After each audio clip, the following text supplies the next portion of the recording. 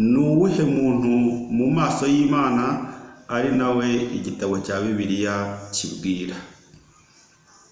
Mu by'ukuri rero ibiganiro byacu byifashisha igitabo cya Bibiliya, niyo mpamvu ibyo tuvuga, ibyo twigisha dusoma mu gitabo cya Bibiliya. Reka dutangire twibaza iki kibazo tuti umuntu ni iki? Umuntu ninde? Igitabo cya Bibiliya nicyo gitangira kibaza icyo kibazo, natwe tugakomeza tukibaza tunagisubiza twifashishije igitabo cya Bibiliya. Ibyo tuvuga byose, ibyo uzatubaza byose tuzagusubiza twifashishije igitabo cya Bibiliya. Reka duhere mu gitabo cy'Abaheburayo igice cya 2 umurongo wa 6. Abaheburayo igice ni icya 2 umurongo wa 6 haragira hati,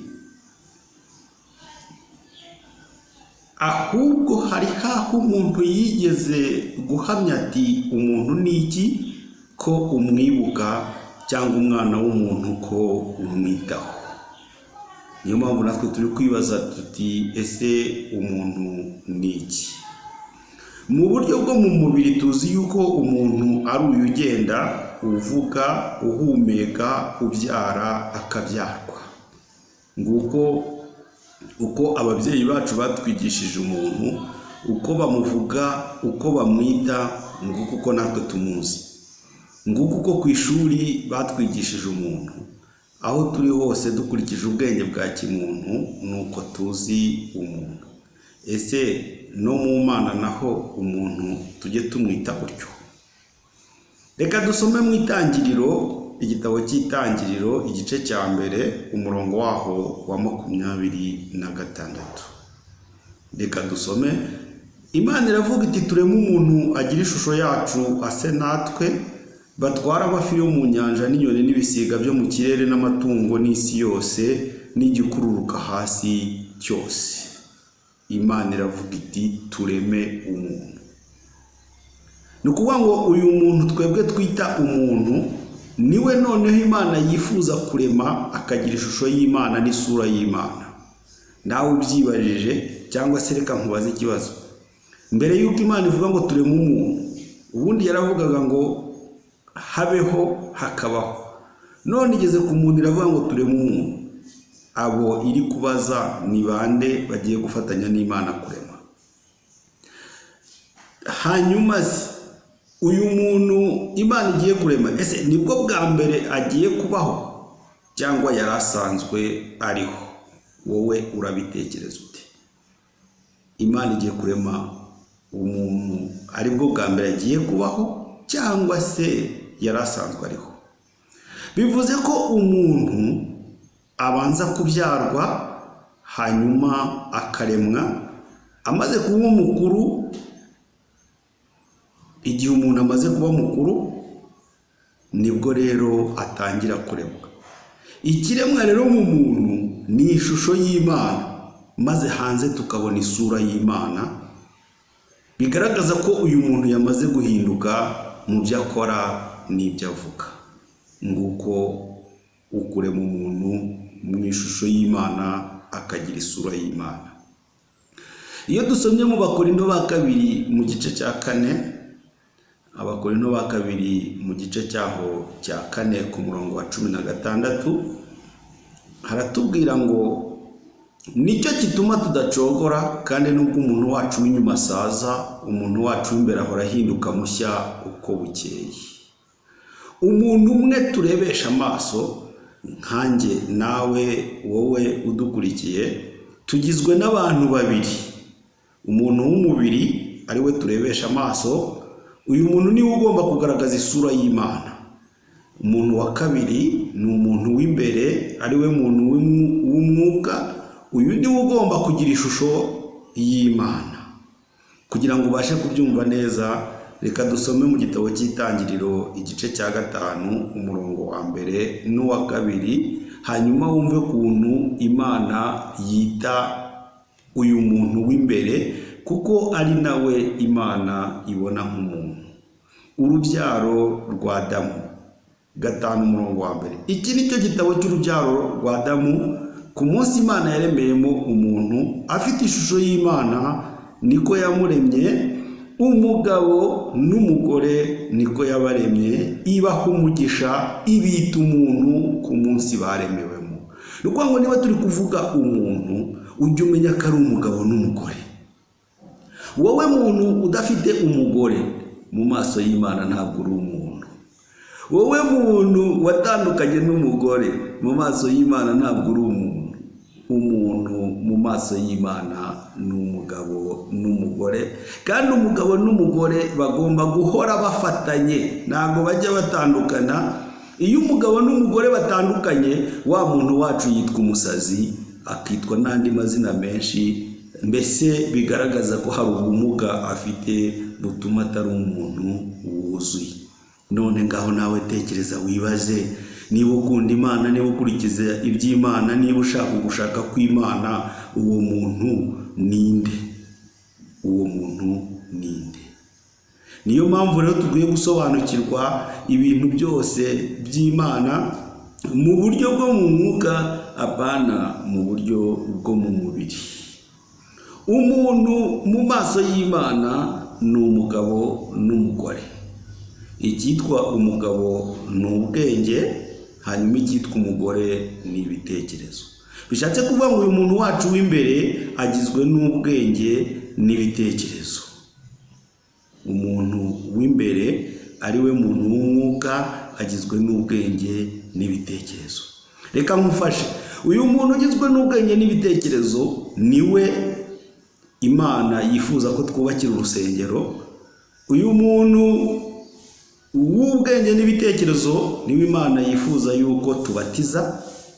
Niwe uzabana n'Imana, niwe munyabyaha, niwe upfa, ni nawe ucungurwa, niwe Yesu Kristo yaje gushaka. Ngaho rero wowe wakurikiraga iby'Imana mu buryo bwo mu mubiri, ureba umuntu nk'uyu nguyu w'inyuma, guhera uyu munsi ibyo watekerezaga ntuzongere kubitekereza, ntabwo ari iby'Imana, ntabwo ari ubwenge bw'Imana. Niyo mpamvu bakubwira ngo muzane kimwe mu 10 n'amaturo, hagatanga uyu w'inyuma, hanyuma uw'imbere akazarinda asaza nta kintu akoze, mu maso y'Imana akazahora nta mugisha afite, kubera yuko utigeze wumva imvugo y'Imana. Reka rero dukomeze, turi kuganira ku muntu. Umuntu ni iki? Umuntu mu maso y'Imana ni umuntu wo mu buryo bwo mu mwuka, ni umuntu w'imbere, ni uyu muntu ugizwe n'ubwenge n'ibitekerezo. Nguwo umuntu mu maso y'Imana, uwo niwe tugomba kubatiza, uwo niwe ugomba gutanga icya-10, niwe tugomba kubakira inzu, niwe tugomba kubakira urusengero, uwo niwe usenga, uwo nguwo niwe uvugana n'Imana, uwo niwe ugomba kugirana isano n'Imana, kuko Imana ni umwuka, n'abayisenga bagomba kuyisengera mu mwuka no mu kuri. Umuntu usenga rero n'uwo nguwo, n'uwo muntu w'umwuka. Kurema umuntu mu ishusho y'Imana ni ukwinjiza ubwenge n'ibitekerezo by'Imana muri uyu muntu wari usanzwe afite ubwenge n'ibitekerezo by'abantu cyangwa iby'isi. Nguko kurema umuntu mu ishusho y'Imana. Iyo umuntu adafite ubwenge bw'Imana, ariyo shusho y'Imana, aba ari inyamaswa muntu, ndetse aba ari umudayimoni. Umuntu w'umudayimoni arangwa no kuvuga cyane, no gukora ibintu byose uko abishatse, no kubyumva nk'uko abishatse akurikije ubwenge bwe. Igihe abishakiye agakora icyo ashatse, atitaye ku nyungu z'Imana, niyo yaba avuga Imana cyangwa asenga Imana, ariko ibyo akora akaba ari inyungu ze. Nguwo umuntu w'umudayimoni. Ushobora kugira ngo ndakubeshya, ariko igitabo cya Bibiliya kibivuga neza. Yakobo igice cya 3 umurongo wa 13 kugeza kuri 17 harabisobanura. Yakobo igice cya 3 umurongo wa 13 kugeza ku wa 17 haravuga ngo ninde muri mwe w'umunyabwenge kandi w'umuhanga, niyerekanisha ingeso nziza imirimo ye, afite ubugwaneza n'ubwenge. Ariko niba muhorana amakimbirane akaze mu mitima yanyu, mugahorana intonganya, ntimukabyiratane ngo mubeshyere ukuri. bene ubwo bwenge si bwo bumanuka buvuye mu ijuru, ahubwo n'ubw'isi, n'ubw'inyamaswa muntu, ndetse n'ubw'abadayimoni. Urumva yuko hariho umuntu ariko ari inyamaswa, ndetse uwo muntu niwe witwa dayimoni. Kuko aho amakimbirane n'intonganya biri, ariho no kuvurungana kuri no gukora ibibi byose. Ariko ubwenge buva mu ijuru, urumva ko hari ubwenge bw'abantu, ubwenge bw'abadayimoni, ubwenge bw'inyamaswa muntu, hakabaho n'ubwenge buva mu ijuru. Irya mbere buraboneye kandi n'ubw'amahoro, n'ubw'ineza, bwemera kugirwa inama, bwuzuye imbabazi, ni imbuto nziza, butarobanura ku butoni kandi butagira uburyarya. Ngubu ubwenge buturuka mu ijuru, nguwo wa muntu ugizwe n'ubwenge n'ibitekerezo, nguko uko aba ameze, ngibyo ibimuranga. Ese uyu muntu wari umuzi? Ese uyu muntu wamukura he? Aho ngaho uri hirya no hino, ubana n'abantu cyangwa ubana n'abadayimoni? Mu gihe cyose ubana n'umuntu udafite ishusho y'Imana, isura yose azajya kugaragariza ni isura ya dayimoni, ugomba kuyihanganira. Nawe niba udafite ishusho y'Imana, ujye umenya kuri dayimoni ku bandi bantu, ndetse wababereye inyamaswa.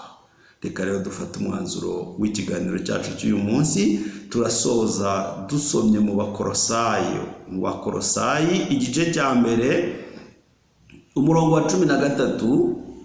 Abakolosayi igice cya mbere umurongo wa 13 kugeza ku wa 16, dusimbuke tujye ku wa 21 kugeza ku wa 23. Haragira hati: niwe wadukijije ubutware bw'umwijima, adukuramo akatujyana mu bwami bw'umwana we akunda. Niwe waducunguje amaraso ye ngo tubone kubabarirwa ibyaha byacu. Ni nawe shusho y'Imana itaboneka, niwe mfura mu byaremwe byose. Abantu bajya bavuga Yesu Kristo bakamuvuga uko atari, nawe tuzamuvugaho, tuzamuganiraho. Yesu Kristo niwe shusho y'Imana. Bishatse kuvuga ko Yesu Kristo ari we uza akihanga mu bwenge no mu bitekerezo, akihanga muri wa muntu w'imbere, hanyuma wa muntu w'imbere tugatangira kubona isura y'Imana. Isura y'Imana iri kugaragazwa na Yesu Kristo. Ubwo se nubwo tutarabivugaho, wowe uhise wumva Yesu Kristo ari nde? Niwe wakiriye cyangwa nuko nawe utaraba umuntu mu maso y'Imana? Nukuvuga rero 16, kuko muri we arimo byose byaremewe, ari byo mu ijuru cyangwa ibyo mu isi, ibiboneka n'ibitaboneka, intebe z'ubwami n'ubwami bwose, n'ubutware bwose, n'ubushobozi bwose. Niwe wabiremye byose, kandi rero ni nawe byaremewe. 21. Namwe abari baratandukanijwe n'Imana kera, mukaba mwarabanzi bayo mu mitima yanyu no kubw'imirimo mibi, none yiyungishije namwe urupfu rw'umubiri we, ngo abashyire imbere yayo murabera n'abaziranenge mutagawa. Nukuvuga ngo umuntu w'umwera n'umuziranenge agomba kuba ufite ubwenge n'ibitekerezo by'Imana. Bishatse kuvuga ko n'ibikorwa bye biba ari iby'Imana, nta kintu bigawamo, nariko kuba umwera. Niba muguma mu byo twizera, mwubatswe neza ku rufatiro, mutanyeganyega kandi mutimurwa ngo muvanwe mu byiringiro biheshwa n'ubutumwa mwumvise, bwabwirijwe mu baremwe bose bari munsi y'ijuru, aribwo jyewe Pawulo nahindukiye umubwiriza wabwo. Pawulo rero yari mwarimu nk'uko na Yesu Kristo yari umwarimu. Bishatse kuvuga yuko kuremwa mu ishusho y'Imana ukaba umuntu w'Imana binyura mu kwigishwa. Wigishwa iki? Wigishwa ubwenge n'ibitekerezo by'Imana. Umurimo Yesu Kristo yaje gukora hano ku isi ni uwo gutanga ishusho y'Imana mu muntu, kandi uwo murimo ukorwa hifashishijwe iki gitabo cya Bibiliya. wowe witwa pasiteri, wowe witwa bishopu, wowe witwa andi mazina yose atandukanye, niba utari gutuma umuntu agira ishusho y'Imana, niba utari gutuma umuntu agira ubwenge n'ibitekerezo by'Imana, ngo agaragaze isura y'Imana ahari hose mu mvugo no mu bikorwa, muvandimwe, reka uwo murimo uri inyamaswa muntu, uri dayimoni. Sijya ubivuze, ni igitabo cya Bibiliya twabibonye muri Yakobo mu gice cya 3. Reka dukomeze dusoza. Petero wa mbere igice cya 2 umurongo wa mbere kugeza ku wa 5 haratubwira hati, Petero wa mbere igice cya 2 umurongo wa mbere tugeze ku wa 5 haratubwira ngo, nuko mwiyambure igomwa ryose n'uburiganya bwose n'uburyarya n'ishyari no gusebanya kose, mumere nk'impinja zivutse vuba, mwifuza amata y'umwuka adafunguye, kugira ngo abakuze abageze ku gakiza. Ikintu gituma umuntu agira ishusho y'Imana n'isura y'Imana nicyo bise amata adafunguye, n'iza nyigisho zigamije gutuma umuntu agira ubwenge n'ibitekerezo by'Imana, hanyuma akagera ku gakiza. Agakiza rero ni ukugira ubwenge n'ibitekerezo by'Imana. Niba mwarasogongeye mukamenya yuko umwami wacu agira neza, ni mumwegere, ni we buye rizima ryanzwe n'abantu, ariko ku Mana ryaratoranyijwe riba iry'igiciro cyinshi. Namwe mwubakwe nk'amabuye mazima, kugira ngo mube inzu y'umwuka n'ubwoko bw'abatambyi bwera bwo gutamba ibitambo by'umwuka bishimwa n'Imana ku bwa Yesu Kristo umwami wacu. Amen. Nukuvuga ngo rero Yesu Kristo yaje gutuma tuba abatambyi mu buryo bwo mu mwuka, abigisha mu buryo bwo mu mwuka, batuma umuntu w'Imana ahinduka, batuma umuntu w'Imana agira ubwenge n'ibitekerezo by'Imana, akareka gukora ibikorwa, imirimo igaragaza ubunyamaswa, igaragaza kuba dayimoni aho kuba umuntu.